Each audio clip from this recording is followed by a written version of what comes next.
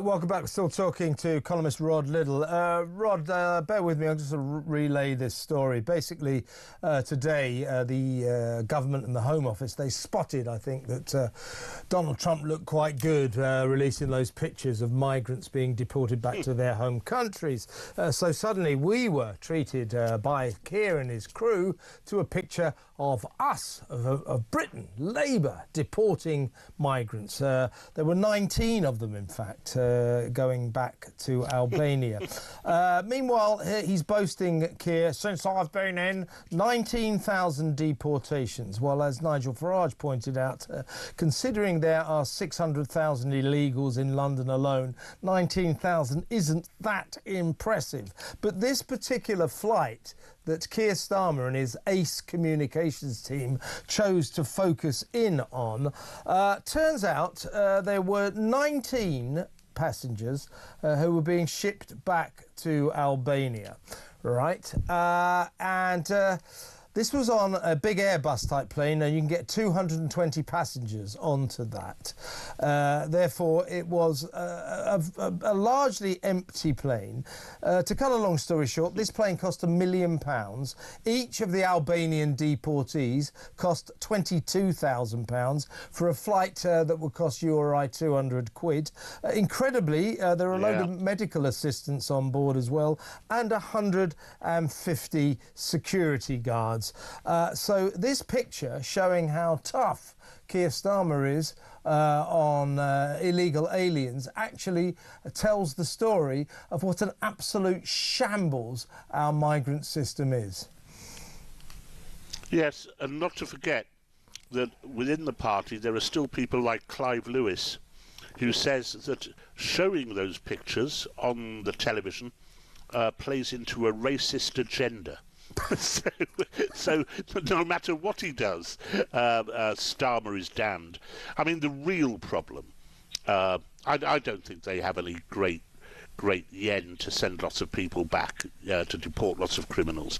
The real problem, though, lies beneath them and in the courts, which, as we've seen this last week, Kev, you know, some remarkable stories from the Albanian bloke who was allowed to leave to remain here because his son didn't like foreign chicken nuggets. I had a lot of sympathy for that. Foreign chicken nuggets. I had a lot of sympathy. Have you tried Albanian chicken nuggets? I bet they're not very nice. So it's a fair enough reason to be allowed to stay. There's a couple. It's remarkable, isn't it?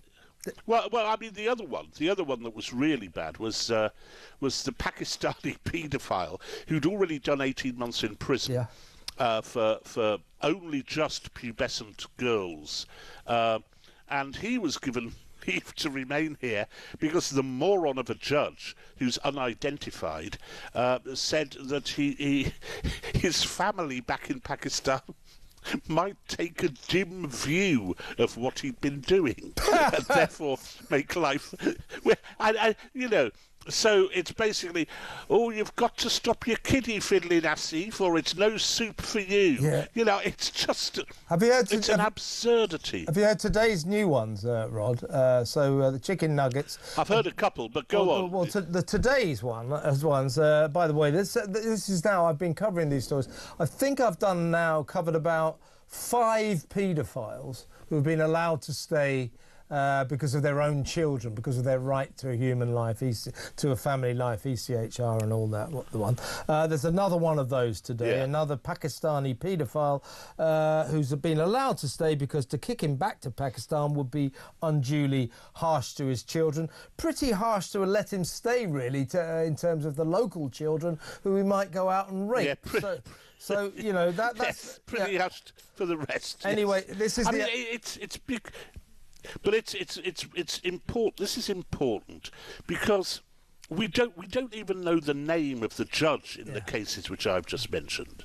You know, we're not allowed to know their names. All of this stuff is being done by absolute bona fide cretins who sign up to every little bit of vacuous liberalism and don't give a monkey's about what the effect is upon our country, and that's what a Home Office should be getting to grips with. And it's pretty much a disgrace that the Tories didn't during their 14 years in office. Yeah, let's dwell on that, because I think that these tribunals, these immigration tribunals, I don't know who they pick to be judges on them, but these people, you know, I mean, they're inadequate. There's something wrong with them. They're morons. They're absolute cretins, as you say.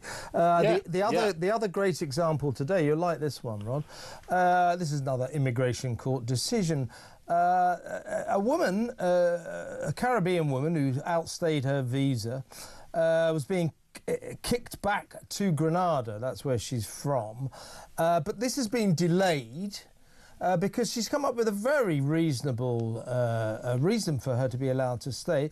Her Latvian husband doesn't like Caribbean food, and in any case, the weather in the Caribbean is too hot for him. This has resulted genuinely in the delay of this woman's deportation. I want to know who made that decision. Were they even in long trousers? Well, so do I. Well, yes. Are they still at primary school or something? This is ridiculous. Because as bad as ECHR is, I don't believe that was ever intended. You know, that kind of decision was ever intended. These are people who are taking such a latitudinous view of you know, what might cause hardship, what might cause problems for people, that it's become a daily absurdity. And you're right, absolutely right. We need to find out who these judges are, and maybe send round some of these asylum seekers to their house to see if they could do with some company. Or maybe a couple of the paedophiles that they've allowed to stay to come round and play with their children or something like that. See how they like it. Rob, see how they like it. Yes. What are you going to lead your column on in the Sun then this week? Do you think? How about this? I've just what. Well, this isn't bad at all. I may well do this. I've just written for The Spectator about the Andrew Gwynn case, and I'm afraid I'm on Andrew Gwynn's side. If you can't take the mickey out of your constituents in a private meeting room, then you know you've got to be able to. You've got to have a bit of a laugh in life, haven't you, Kev? You know? Yes, indeed. He's a sorely mistreated man. It's the subject of very unjust treatment. But do you know, if you've ever seen the video of him, if you haven't seen it, have a look at him jousting with Boris Johnson. That's the point where he's going to Boris Johnson. Yes. You're going to axe the winter fuel allowance, aren't you? You're going to axe the winter fuel allowance. And Boris Johnson saying we're going to do no such thing. Guess who voted for the axing of the winter fuel allowance? It was Andrew Gwynn. Yeah. They really churn out geniuses at the University of Salford, I'll tell you that. They do, don't they? Yeah. the Richard Bergen University of Salford. The dreaming spires of Salford. Rod, great to talk to you again. See you next week. Take care, mate. Rod Liddle, columnist at The Sun, Sunday Times and The Spectator. Read him in The Sun every Thursday, I do believe.